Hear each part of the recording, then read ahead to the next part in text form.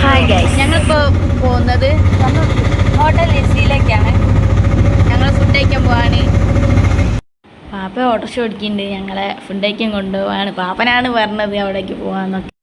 ഞങ്ങളിപ്പോൾ നടന്ന് പോവാണ്. അവിടെ ഇപ്പം എത്തും.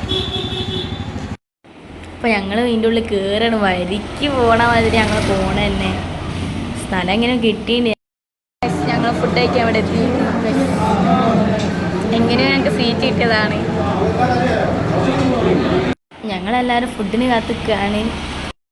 എല്ലാവർക്കും ഇല ഇട്ടു. പിന്നെ 8 സൈഡ് ഡിഷുകൾ ഉണ്ടായിരുന്നു. പിന്നെ ചിന്നമുട്ട ഫ്രൈ ഉണ്ടായിരുന്നു.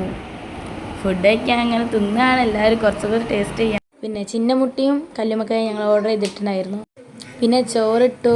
കറി ഇപ്പോൾ കൊണ്ടുവരുമെന്ന് പറഞ്ഞു. കറി ഇപ്പോൾ കൊണ്ടുവരാൻ മതി. കറി സാമ്പാർ ഒഴിച്ചു.